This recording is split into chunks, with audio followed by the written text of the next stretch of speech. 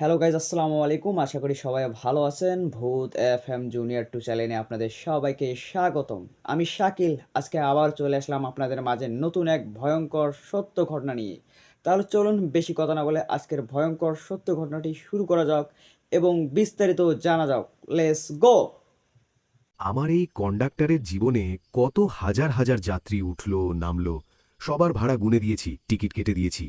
কিন্তু আমি এমন এক রাতের সাক্ষী যখন আমার বাসে ওঠা যাত্রীরা নেমে গিয়েছিল ঠিকই, কিন্তু তাদের ছায়াগুলো ওগুলো নামতে ভুলে গিয়েছিল। আমার নাম সঞ্জয় দে, বয়স 40-এর কোঠায়, সরকারি বাসের একজন সামান্য কন্ডাক্টর। আমার জগৎটা এই বাসের ভেতরে সরু প্যাসেজটার মধ্যেই সীমাবদ্ধ। যাত্রীদের ভিড়, টিকিটের খুচরো পয়সার ঝনঝনানি আর দাদা ভাড়াটা নিন ডাক, এই নিয়েই আমার জীবন। আমার রুটটা ছিল হাওড়া স্টেশন থেকে ডানকুনি। দিনের বেলা এই রুটটা যতটা কোলাহলপূর্ণ, রাতের বেলা ঠিক ততটাই শান্ত আর কেমন যেন গা ছমছমে। বিশেষ করে যখন বাসটা হাওড়ার আউটার রিং রোড ধরে সেই নির্জন অন্ধকার রাস্তাটা দিয়ে যায়। এই গল্পটা গত শীতের এক অমাবস্যার রাতের ঘটনা। রাত তখন প্রায় 10:30। আমার সেদিন শেষ ট্রিপ ছিল। বাসটা ছিল প্রায় খালি, হাতে গোনা 15-20 জন যাত্রী ছড়িয়ে ছিটিয়ে বসেছিল। আমার ড্রাইভার ছিল এক প্রবীণ অভিজ্ঞ লোক, নাম তার গফুর চাচা। আমরা যখন বালি ব্রিজ পেরিয়ে সেই আউটার রিং রোডে উঠলাম, তখন চারপাশটা ছিল নিকষ কালো অন্ধকারে ঢাকা। রাস্তার ধারে টিমটিমে সোডিয়াম ভেপারের আলোগুলো যেন অন্ধকারের গভীরতাকে আরও বাড়িয়ে দিচ্ছিল। আমি আমার সিটে বসে সারাদিনের কালেকশনের হিসেব মেলাচ্ছিলাম। গণ্ডগোলটা শুরু হলো শান্তিপুর বাস স্টপটা থেকে। স্টপটা ছিল রাস্তার ধারে, বেশ নির্জন একটা জায়গায়। আশেপাশে কোনো বাড়িঘর বা দোকানপাট নেই, শুধু কয়েকটা পুরনো পরিত্যক্ত গুদাম। আমি দেখলাম স্টপেজই জনা 10-12 জন লোক দাঁড়িয়ে আছে। তারা আমাদের বাসের দিকে হাত নাড়ছে। আমার অবাক লাগলো, এত রাতে এই নির্জন স্টপেজ থেকে এতগুলো লোক উঠবে। গফুর চাচা বাসটা থামালে তারা এক এক করে বাসে উঠতে শুরু করল। তাদের মধ্যে পুরুষ, মহিলা, এমনকি একটা ছোট বাচ্চাও ছিল। তাদের সবার পরনে ছিল খুব সাধারণ ময়লা পোশাক, আর তাদের মুখগুলো ছিল অদ্ভুত রকমের ফ্যাকাশে আর ভাবলেশীন। তারা বাসে উঠে কোনো কথা না বলে একেবারে পেছনের দিকের সিটগুলোতে গিয়ে বসল। আমি তাদের কাছে গিয়ে ভাড়া চাওয়ার জন্য বললাম, কোথায় যাবেন আপনারা? তাদের মধ্যে এক বয়স্ক লোক শুধু মাথা নেড়ে ইশারা করল, সামনেই। আমি আর কথা বাড়ালাম না। আমি তাদের টিকিট কেটে আমার সিটে ফিরে এলাম। কিন্তু আমার মনটা কেমন যেন খচখচ করতে লাগল। লোকগুলো ছিল অস্বাভাবিক রকমের চুপচাপ। তারা কেউ একে অপরের সাথে কথা বলছিল না, এমনকি বাচ্চাটাও কোনো শব্দ করছিল না। তারা সবাই পাথরের মূর্তির মতো স্থির হয়ে জানালার বাইরের অন্ধকারের দিকে তাকিয়েছিল। আমি যখন আমার হিসেবের খাতার দিকে মনোযোগ দেওয়ার চেষ্টা করছি, তখন হঠাৎ করেই আমার চোখ গেল বাসের মেঝের দিকে। আর যা দেখলাম তাতে আমার শরীরের রক্ত জল হয়ে গেল। বাসের ভেতরের আলোয় আমি দেখছিলাম প্রতিটা যাত্রীরই একটা করে ছায়া পড়েছে, কিন্তু শান্তিপুর স্টপেজ থেকে যে লোকগুলো উঠল, তাদের ছায়াগুলো অদ্ভুত। তাদের ছায়াগুলো ছিল অস্বাভাবিক রকমের কালো, ঘন আর কেমন যেন জীবন্ত। মনে হচ্ছিল ওগুলো শুধু ছায়া নয়, ওগুলো যেন এক একটা আলাদা সত্তা। আমি ভাবলাম হয়তো আলো আঁধারিতে আমার চোখের ভুল হচ্ছে। কিছুক্ষণ পর পরের স্টপেজটা এলো, আনন্দনগর। বাসটা থামতেই পেছনের সিটে বসে থাকা সেই লোকগুলোর মধ্যে একজন উঠে দাঁড়াল। সে দরজার দিকে এগিয়ে গেল। আমি দেখলাম লোকটা বাস থেকে নেমে গেল, কিন্তু তার ছায়াটা নামল না। ছায়াটা, সেই ঘন কালো ছায়াটা, লোকটা নেমে যাওয়ার পরেও তার খালি সিটটার উপরেই বসে রইল। আমার সারা শরীর ভয়ে আতঙ্কে অবশ হয়ে গেল। আমার মুখ দিয়ে কোনো কথা বেরোচ্ছিল না। আমি ভয়ার্ত চোখে গফুর চাচার দিকে তাকালাম। সেও রিয়ার ভিউ মিরারে সেই একই ভয়ঙ্কর দৃশ্য দেখে ভয়ে জমে গিয়েছিল। পরের স্টপেজে আরেকজন নামল। তার ছায়াটাও নামল না। এক এক করে শান্তিপুর থেকে ওঠা সমস্ত যাত্রী নেমে গেল, কিন্তু তাদের সেই ভয়ঙ্কর কালো ছায়াগুলো বাসের পেছনের সিটগুলোতে আগের মতোই বসে রইল। আমার বাসটা এখন প্রায় খালি, শুধু আমি, গফুর চাচা আর হাতে গোনা কয়েকজন সাধারণ যাত্রী। আর আমাদের পিছনে বসে আছে 10-12 জন যাত্রীর শরীরহীন জীবন্ত ছায়া। আমি জানি না এরা কারা, আমি জানি না এরা কি চায়। আমি শুধু জানি আমি আর গফুর চাচা এক ভয়ঙ্কর অলৌকিক বিপদের মধ্যে জড়িয়ে পড়েছি। আর এই বাসের শেষ স্টপেজটা হয়তো আমাদের জীবনেরও শেষ স্টেশন হতে চলেছে। আমার আর গফুর চাচার তখন কথা বলার মতো অবস্থা ছিল না। আমরা দুজনেই পাথরের মতো নিজ নিজ সিটে বসেছিলাম। আমাদের চোখ দুটো বারবার রিয়ার ভিউ মিরারের দিকে চলে যাচ্ছিল, আর প্রতিবারই আমরা দেখছিলাম সেই ১০-১২টা কালো নিথর ছায়া পেছনের সিটগুলোতে বসে আছে। তাদের কোনো নড়াচড়া নেই, কোনো শব্দ নেই, শুধু এক জমাট বাঁধা শীতল উপস্থিতি। আমার মাথায় তখন হাজারো প্রশ্ন ঘুরপাক খাচ্ছিল। এরা কারা? এরা কি ভূত, প্রেতাত্মা, নাকি অন্য কিছু? এরা আমাদের কোনো ক্ষতি করবে না তো? আমি যখন ভয়ে আতঙ্কে দিশেহারা, তখন আমার পাশে বসে থাকা একজন বয়স্ক যাত্রী আমার কাঁধে হাত রাখলেন। আমি চমকে উঠে তার দিকে তাকালাম। ভদ্রলোক ছিলেন খুব সাধারণ চেহারার। তার চোখে মুখে ছিল উদ্বেগ আর কেমন যেন একটা পরিচিতির ছাপ। তিনি ফিসফিস করে বললেন, ভয় পেও না ভাই, যা দেখছ চুপচাপ দেখে যাও, কোনো আওয়াজ করো না। আমি অবাক হয়ে বললাম, আপনি আপনি কিছু জানেন? ভদ্রলোক একটা দীর্ঘশ্বাস ফেলে বললেন, জানি, কারণ আমি গত ৩০ বছর ধরে এই একই জিনিস দেখে আসছি। আমার বিস্ময়ের সীমা রইল না। তিনি বললেন, আমার নাম অনাথ বন্ধু দাস। আমি একসময় এই রুটেরই তোমাদের মতোই একজন কন্ডাক্টর ছিলাম। এখন অবসর নিয়েছি। আজ থেকে প্রায় ৩০ বছর আগের কথা। তিনি বলতে শুরু করলেন, এই আউটার রিং রোডটা যখন নতুন তৈরি হয়েছিল, তখন এই শান্তিপুর স্টপেজের কাছে একটা বড় বস্তি ছিল। সেই বস্তিতে থাকত শত শত গরিব দিনমজুর মানুষ। তারা সারাদিন শহরে কাজ করে রাতের শেষ বাসটা ধরেই তাদের ঘরে ফিরত। একদিন রাতে, এমনই এক বর্ষার রাতে, সেই বস্তিতে ভয়ঙ্কর আগুন লাগে। আগুনটা লেগেছিল পাশের একটা বেআইনি রাসায়নিকের গুদাম থেকে। ঘুমের মধ্যেই বস্তির প্রায় সব মানুষ জ্যান্ত পুড়ে মারা যায়। নারী, পুরুষ, শিশু, কেউই রেহাই পায়নি। আমার গায়ের লোম খাড়া হয়ে গেল। অনাথ বন্ধুবাবু বলে চললেন, সেই থেকেই নাকি এই উপদ্রব শুরু হয়েছে। লোকে বলে ওই হতভাগ্য মানুষগুলোর আত্মারা আজও মুক্তি পায়নি।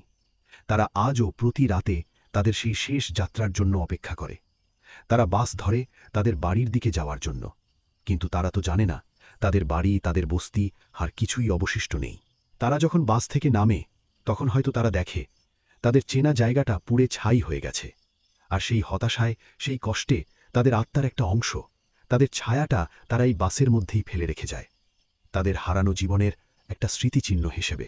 আমি স্তব্ধ হয়ে তার কথা শুনছিলাম। আমার বুকের ভেতরটা এক অদ্ভুত করুণায় ভরে উঠল। আমি বললাম, কিন্তু কিন্তু এরা তো কোনো ক্ষতি করে না? না, তিনি বললেন, এরা শান্ত। এরা শুধু তাদের কষ্টটাকেই বয়ে নিয়ে বেড়ায়। কিন্তু তিনি কথাটা শেষ করলেন না। আমি বললাম, কিন্তু কি? অনাথ বন্ধু বাবু আমার কানের কাছে মুখ এনে ফিসফিস করে বললেন, কিন্তু এদের মধ্যে একজন আছে যে শান্ত নয়, যে শুধু কষ্ট নয়, তার সাথে বয়ে নিয়ে বেড়ায় তীব্র প্রতিহিংসা। কে সে? সেই রাসায়নিক গুদামের মালিক। অনাথ বন্ধুবাবুর গলাটা ঘৃণায় কঠিন হয়ে এলো। তার নাম ছিল ভানু প্রতাপ। সে ছিল এক ভয়ঙ্কর লোভী লোক। তার গাফিলতির জন্যই এতগুলো নিরীহ মানুষের প্রাণ গিয়েছিল। কিন্তু সে তার টাকার আর ক্ষমতার জোরে সবটা ধামাচাপা দিয়ে দেয়। সে কোনো শাস্তিই পায়নি। কিন্তু ভগবানের মার দুনিয়ার বার। ওই ঘটনার ঠিক ১ বছর পর ভানু প্রতাপেরও মৃত্যু হয় এক রোড অ্যাক্সিডেন্টে, ঠিক ওই শান্তিপুর স্টপেজের সামনেই। সেই থেকেই তিনি বললেন, ভানু প্রতাপের পাপী আত্মাও ওই বাকি আত্মাদের সাথে এই বাসে উঠে পড়ে। কিন্তু সে মুক্তি চায় না, সে চায় শিকার। সে চায় প্রতি বছর এই দিনটাতে সে একজন করে রেলকর্মীর বা বাস কর্মীর প্রাণ নেবে। সে হয়তো ভাবে আমাদের মতো সরকারি কর্মচারীরাই তার দুর্ভাগ্যের জন্য দায়ী। আমার শরীরের রক্ত চলাচল বন্ধ হয়ে যাবার জোগাড়। তাহলে তাহলে এই ছায়াগুলোর মধ্যেই একটা ভয়ঙ্কর খুনি প্রেতাত্মা লুকিয়ে আছে। আমি ভয়ার্ত চোখে পেছনের ছায়াগুলোর দিকে তাকালাম। তারা সবাই ছিল একই রকম, কালো, নিথর। তাদের মধ্যে ভানু প্রতাপের ছায়া কোনটা তা বোঝার কোনো উপায়ই ছিল না। অনাথ বন্ধুবাবু বললেন, আজকের রাতটা খুব সাবধানে থেকো ভাই। আজই সেই দিন, অমাবস্যার রাত। আজ সে তার শিকার খুঁজবে। আমার গলা শুকিয়ে কাঠ। আমি এখন কি করব? আমি আর বফুর চাচা দুজনেই তো বাসকর্মী। আমাদের দুজনের জীবনই তো বিপন্ন। আমি যখন ভাবছি কিভাবে এই বিপদ থেকে উদ্ধার পাব, তখন হঠাৎ করেই বাসের পেছনের দিক থেকে একটা তীব্র ঠান্ডা হাওয়া বইতে শুরু করল। আর সাথে সাথেই বাসের পেছনের সবকটা ছায়া এক এক করে মিলিয়ে যেতে শুরু করল, শুধু একটা ছায়া ছাড়া। একেবারে শেষের সিটে বসে থাকা একটা ছায়া। ওটা আগের মতোই স্থির নিথর হয়ে বসে রইল। আমি বুঝলাম ওটাই সে, ভানু প্রতাপ। আর সে তার শিকার হিসেবে হয়তো আমাদেরই কাউকে বেছে নিয়েছে। আমি দেখলাম ছায়াটা ধীরে ধীরে সিট থেকে উঠে দাঁড়াচ্ছে। সে আমার দিকেই এগিয়ে আসছে। ভানু প্রতাপের সেই ঘন কালো ছায়াটা যখন সিট থেকে উঠে দাঁড়িয়ে আমার দিকে ধীরে ধীরে এগোতে শুরু করল, তখন আমার মনে হয়েছিল আমার হৃৎপিণ্ডটা বুঝি চিরদিনের জন্য থেমে যাবে। আমার পা দুটো যেন বাসের মেঝের সাথে আটকে গিয়েছিল। আমি এক চুলও নড়ার ক্ষমতা হারিয়ে ফেলেছিলাম। গফুর চাচাও রিয়ার ভিউ মিরারে সেই ভয়ঙ্কর দৃশ্য দেখে ভয়ে জমে গিয়েছিলেন। অনাথ বন্ধুবাবু আমার হাতটা শক্ত করে ধরে ফিসফিস করে বললেন, ভয় পেও না সঞ্জয়, মনকে শক্ত রাখো। ও তোমার ভয়টাকেই ওর শক্তি হিসাবে ব্যবহার করবে। কিন্তু ভয় না পেয়ে কি থাকা যায়? আমার চোখের সামনে একটা হিংস্র প্রতিহিংসা পরায়ণ প্রেতাত্মা আমাকে তার শিকার বানানোর জন্য এগিয়ে আসছে। ছায়াটা আমার থেকে মাত্র কয়েক হাত দূরে এসে দাঁড়ালো। আমি তার কোনো মুখ বা চোখ দেখতে পাচ্ছিলাম না, কিন্তু আমি অনুভব করতে পারছিলাম দুটো শীতল ক্রূর দৃষ্টি আমার উপর নিবদ্ধ। আমি তার শরীর থেকে একটা পচা রাসায়নিকের মতো দুর্গন্ধ পাচ্ছিলাম। সে তার ছায়াময় কিন্তু অসম্ভব ভারী হাতটা আমার দিকে বাড়িয়ে দিল। আমি জানি তার স্পর্শ লাগা মাত্রই আমার সব শেষ।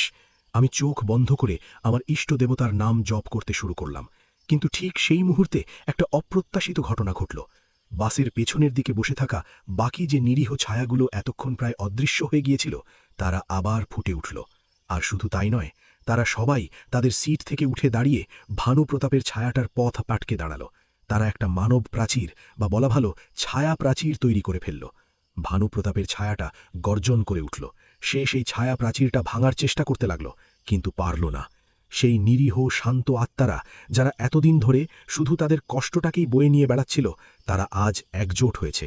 তারা তাদের সম্মিলিত শক্তি দিয়ে সেই অশুভ আত্মাটাকে আটকে দিয়েছে। আমি স্তব্ধ হয়ে সেই অবিশ্বাস্য অলৌকিক দৃশ্যটা দেখছিলাম। অনাথ বন্ধুবাবু আমার কানের কাছে মুখ এনে বললেন, ওরা তোমাকে বাঁচানোর চেষ্টা করছে সঞ্জয়, কারণ তুমিই প্রথম যে ওদের কষ্টটা বোঝার চেষ্টা করেছ, যে ওদের প্রতি সহানুভূতি দেখিয়েছ। কিন্তু ওরা বেশিক্ষণ পারবে না, তিনি বললেন। ভানু প্রতাপের অশুভ শক্তি অনেক বেশি। তোমাকে কিছু একটা করতে হবে। তোমাকে ওর দুর্বল জায়গায় আঘাত করতে হবে। দুর্বল জায়গা? আমি বললাম, ওর দুর্বল জায়গা কি? অনাথ বন্ধুবাবু বললেন, ওর লোভ, ওর সেই রাসায়নিকের গুদাম। ওটাই ছিল ওর পাপের উৎস, আর ওটাই হবে ওর বিনাশের কারণ। কিন্তু সেই গুদাম তো কবেই আগুনে পুড়ে ছাই হয়ে গেছে। ছাই হয়ে যায়নি, অনাথ বন্ধুবাবু বললেন।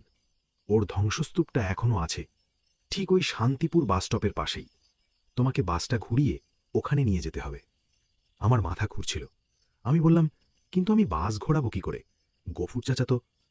গফুরকে আমি সামলাচ্ছি, তিনি বললেন। তুমি শুধু ওকে নির্দেশ দাও। আমি আর দেরি করলাম না। আমি গফুর চাচার দিকে তাকিয়ে চিৎকার করে বললাম, চাচা, বাসটা ঘোরান, শান্তিপুরের দিকে চলুন। গফুর চাচা, যিনি এতক্ষণ ভয়ের ঘোরে ছিলেন, তিনি আমার চিৎকারে যেন বাস্তবে ফিরলেন। তিনি আমার চোখের দিকে তাকালেন। আমার চোখে তিনি হয়তো কোনো একটা ভরসা খুঁজে পেয়েছিলেন। তিনি কোনো প্রশ্ন না করে একটা ইউ-টার্ন নিয়ে বাসটা আবার শান্তিপুরের দিকে ঝড়ের গতিতে ছোটাতে লাগলেন। বাসের ভেতরে তখন এক ভয়ঙ্কর যুদ্ধ চলছে। ভানু প্রতাপের ছায়াটা সেই ছায়া প্রাচীরটা ভাঙার জন্য তার সমস্ত শক্তি প্রয়োগ করছে, আর সেই নিরীহ আত্মারা তাদের শেষ শক্তিটুকু দিয়ে তাকে আটকে রাখার চেষ্টা করছে। আমরা যখন শান্তিপুর বাসস্টপের কাছে পৌঁছলাম, তখন আমি দেখলাম সেই পুরনো পরিত্যক্ত গুদামের কঙ্কাল সার চেহারাটা। অনাথ বন্ধুবাবু বললেন, এবার এবার বাসটা সোজা ওই গুদামের ভেতরে ঢুকিয়ে দাও। আমি চমকে উঠলাম। বলেন কি? ওটা তো একটা ধ্বংসস্তূপ, আর বাসের ভেতরে তো আমরাও আছি। অনাথ বন্ধুবাবু আমার চোখের দিকে তাকিয়ে একটা শান্ত হাসি হাসলেন। বললেন, ভয় পেও না সঞ্জয়, বিশ্বাস রাখো। যাদের যাত্রা এখনো শেষ হয়নি, তাদের মৃত্যু এত সহজে হয় না। আমি তার চোখের দিকে তাকিয়ে আমার সমস্ত দ্বিধা ঝেড়ে ফেললাম। আমি গফুর চাচার কাঁধে হাত রেখে বললাম, চাচা, যা হয় হবে, আপনি এক্সিলারেটরে চাপ দিন, সোজা গুদামের ভেতরে। গফুর চাচাও হয়তো বুঝতে পেরেছিলেন এটা ছাড়া আর কোনো উপায় নেই। তিনি চোখ বন্ধ করে তার সমস্ত শক্তি দিয়ে এক্সিলারেটরে চাপ দিলেন। আমাদের বাসটা একটা উন্মত্ত ষাঁড়ের মতো সেই পরিত্যক্ত গুদামের ভাঙা দেওয়ালটা ভেঙে ক্র্যাশ করে একটা বিকট শব্দ করে ভেতরে ঢুকে পড়ল। আমি জানি না এরপর কি হয়েছিল। আমার চোখের সামনে শুধু ছিল ভাঙা ইট, লোহা লক্কর আর আগুনের ফুলকি। আমার শেষ যে জিনিসটা মনে আছে, সেটা হলো ভানু প্রতাপের ছায়াটার একটা তীব্র, যন্ত্রণাকাতর কিন্তু পরাজিত আর্তনাদ। তারপর সব অন্ধকার। আমার যখন জ্ঞান ফিরল, তখন আমি আবিষ্কার করলাম যে আমি একটা হাসপাতালের বিছানায় শুয়ে আছি। আমার মাথায় হাতে ব্যান্ডেজ, শরীর জুড়ে তীব্র ব্যথা। আমার পাশে আরেকটা বিছানায় গফুর চাচা শুয়েছিলেন। তার অবস্থাও আমারই মতো। আমি উঠে বসার চেষ্টা করতেই একজন নার্স ছুটে এলেন। তিনি বললেন, আস্তে আস্তে, আপনার শরীরটা এখনো খুব দুর্বল। আমি কাঁপা কাঁপা গলায় জিজ্ঞাসা করলাম, কি কি হয়েছিল? আমরা এখানে কি করে এলাম? নার্সটি বললেন, আজ ভোরে শান্তিপুলের কাছে একটা পুরনো গুদামের ধ্বংসস্তূপের ভেতর থেকে আপনাদের এই ভাঙাচোরা বাসটা থেকে উদ্ধার করা হয়েছে। আপনারা দুজনই অজ্ঞান ছিলেন। কিভাবে আপনারা ওখানে পৌঁছলেন আর কিভাবে এই ভয়ঙ্কর দুর্ঘটনা থেকে বেঁচে গেলেন তা ভেবে কেউই কুলকিনারা পাচ্ছে না। এটা একটা মেরাকেল ছাড়া আর কিছুই নয়। মেরাকেল? আমি মনে মনে হাসলাম। আমি জানি এটা কোনো মেরাকেল নয়। আমি জিজ্ঞাসা করলাম, বাসের বাকি যাত্রীরা, তাদের কি হয়েছে? নার্সটি অবাক হয়ে বললেন, বাকি যাত্রী? বাস তো একদম খালি ছিল। আপনারা দুজন ছাড়া আর কেউই তো ছিল না। আমার বুকের ভেতরটা ছ্যাদ করে উঠল। তাহলে তাহলে অনাথ বন্ধুবাবু আর সেই নিরীহ ছায়াগুলো, তারা কোথায় গেল? আমি নার্সটিকে অনাথ বন্ধুবাবুর চেহারার বর্ণনা দিলাম। তিনি বললেন, না, ওরকম চেহারার কোনো লোককে তো আমরা পাইনি। আমার মনটা হতাশায় ভরে গেল। তাহলে কি তারাও? সেই দিন বিকেলে পুলিশ আমাদের বয়ান নিতে এলো। আমি আর গফুর চাচা দুজনে মিলেই ঠিক করেছিলাম আমরা আসল ঘটনাটা কাউকে বলবো না। আমরা জানি কেউ আমাদের কথা বিশ্বাস করবে না। আমরা পুলিশকে বললাম যে আমাদের বাসের ব্রেক ফেল করে গিয়েছিল আর নিয়ন্ত্রণ হারিয়ে বাসটা ওই গুদামের ভেতরে ঢুকে পড়ে। পুলিশ আমাদের কথা বিশ্বাস করল। কেসটা একটা সাধারণ দুর্ঘটনা হিসেবেই ফাইল করা হলো। কয়েকদিন পর আমাদের হাসপাতাল থেকে ছেড়ে দেওয়া হলো। আমি আর গফুর চাচা দুজনেই ঠিক করলাম আমরা আর কোনোদিনও ওই রুটের রাতের শেষ বাসে ডিউটি করব না। আমি ভেবেছিলাম গল্পটা হয়তো এখানেই শেষ, কিন্তু আমি আবার ভুলছিলাম। ঘটনাটা ঘটল এর ঠিক 1 মাস পর। আমি তখন অন্য একটা রুটে দিনের বেলা ডিউটি করছিলাম। একদিন দুপুরে হাওড়া স্টেশনের কাছে আমি বাসটা নিয়ে দাঁড়িয়ে আছি। হঠাৎ করেই আমার চোখ গেল রাস্তার উল্টো দিকের ফুটপাতের দিকে। আমি দেখলাম অনাথ বন্ধুবাবু দাঁড়িয়ে আছেন। আমার বিস্ময়ের সীমা রইল না। আমি আনন্দে উত্তেজনায় প্রায় চিৎকার করে উঠলাম। আমি বাস থেকে নেমে রাস্তা পার হয়ে তার কাছে ছুটে গেলাম। আমি বললাম, আপনি আপনি বেঁচে আছেন? আমি তো ভেবেছিলাম সেদিন রাতে আপনার কি হয়েছিল। আপনি কোথায় চলে গিয়েছিলেন? অনাথ বন্ধুবাবু আমার দিকে তাকিয়ে সেই শান্ত করুণ হাসিটা হাসলেন। তিনি কোনো উত্তর দিলেন না। তিনি শুধু তার পকেট থেকে একটা পুরনো বিবর্ণ হয়ে যাওয়া মানিব্যাগ বের করলেন। তিনি মানিব্যাগটা খুলে তার ভেতর থেকে একটা ছোট সাদা কালো ছবি বের করে আমার হাতে দিলেন। ছবিটা ছিল একজন অল্প বয়সী কন্ডাক্টরের। তার পরনে ছিল পুরনো দিনের ইউনিফর্ম। আমি ছবিটার দিকে তাকিয়ে চমকে উঠলাম। ছবিটা ছিল অনাথ বন্ধু বাবুরই যৌবনকালের ছবি। কিন্তু কিন্তু ছবির ছেলেটার সাথে আমার চেহারার একটা অদ্ভুত মিল। আমি অবাক হয়ে ছবির পেছন দিকটা উল্টালাম। পেছনে কাঁপা কাঁপা অক্ষরে একটা নাম আর তারিখ লেখা ছিল। নামটা ছিল সঞ্জয় দে, আর তারিখটা ৩০ বছর আগের সেই ভয়ঙ্কর দুর্ঘটনার রাতের তারিখ। আমার মাথা ঘুরে গেল। সঞ্জয় দে, এ তো আমার নাম! আমি ভয়ার্ত অবিশ্বাস্য চোখে অনাথ বন্ধু বাবুর দিকে তাকালাম। তিনি আমার কাঁধে তার ছায়াময় শীতল হাতটা রাখলেন। বললেন, আমি তুমি সঞ্জয়, আর তুমি আমি। সেদিন রাতে তার গলাটা যেন বহু দূর থেকে ভেসে আসছিল। ভানু প্রতাপের আত্মা শুধু একজন বাসকর্মীর প্রাণ নেয়নি, সে নিয়েছিল দুজনের প্রাণ, ড্রাইভার আর কন্ডাক্টর। কিন্তু তিনি হাসলেন। যার যাত্রা এখনো শেষ হয়নি তার মৃত্যু এত সহজে হয় না। আমাদের একজনের আত্মাকে আরেকজনের শরীরের মধ্যে আশ্রয় নিতে হয়েছিল। ৩০টা বছর ধরে আমি তোমার শরীরের মধ্যেই বেঁচেছিলাম সঞ্জয়, তোমার ছায়া হয়ে। আমি অপেক্ষা করছিলাম আজকের দিনটার জন্য। আজ ভানু প্রতাপের আত্মা বিনাশ হয়েছে। আজ আমাদের দুজনেরই সত্যিকারের মুক্তির সময় এসেছে। আমি কিছুই বুঝতে পারছিলাম না। আমার মনে হচ্ছিল আমি পাগল হয়ে যাব। অনাথ বন্ধুবাবুর শরীরটা ধীরে ধীরে স্বচ্ছ ধোঁয়াশা হতে শুরু করল।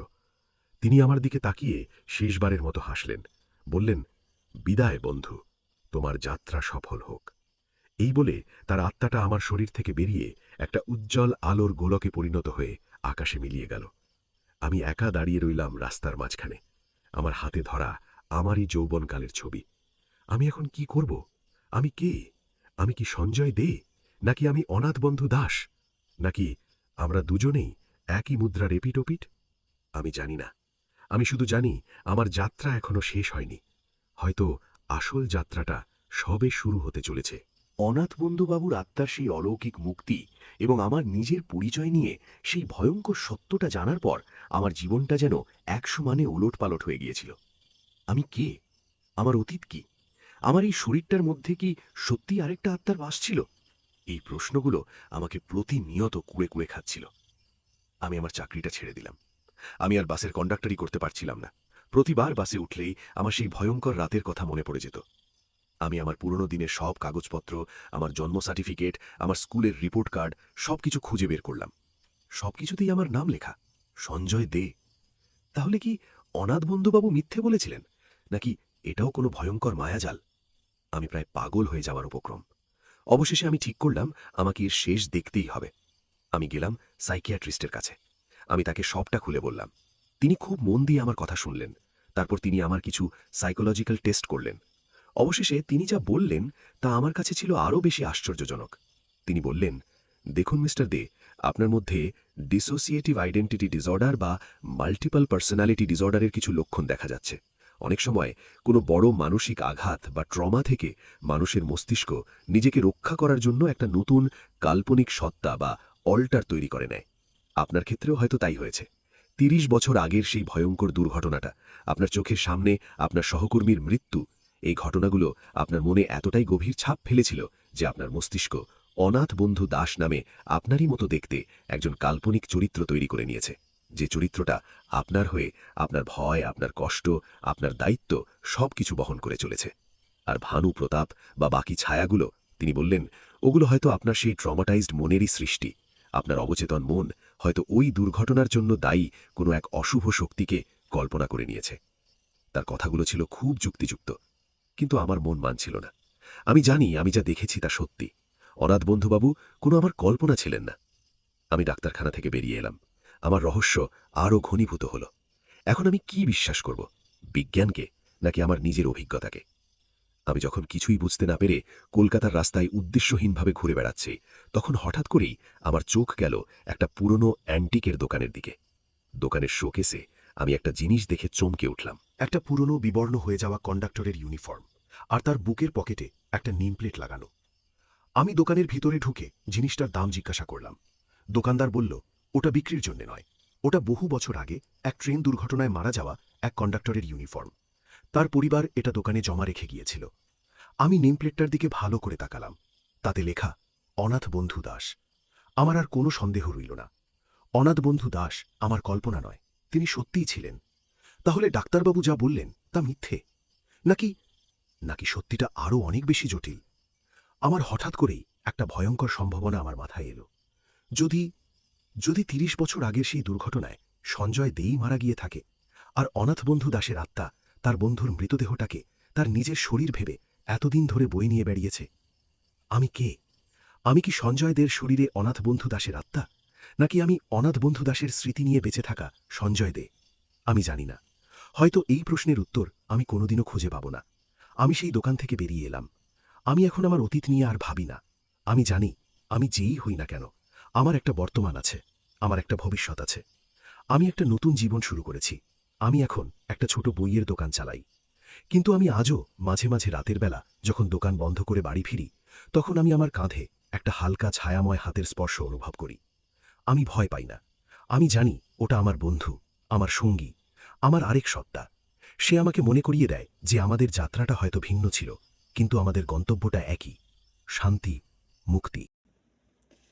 তা গাইস, গল্পটা কেমন লাগলো? আশা করি গল্পটা আপনাদের কাছে ভালো লেগেছে। যারা এরকম ভৌতিক গল্প শুনতে ভালোবাসেন তারা অবশ্যই আমার ভূত এফএম জুনিয়র 2 চ্যানেলটা সাবস্ক্রাইব করে পাশে দেখবেন। এর থেকেও ভয়ঙ্কর গল্প আপনাদের সামনে নিয়ে আসবো। ততক্ষণ অবধি আপনারা ভালো থাকুন, সুস্থ থাকুন, ভূত এফএম জুনিয়র 2 চ্যানেলের সঙ্গে থাকুন। নেক্সট টাইম আবারও দেখা হবে। আল্লাহ হাফেজ।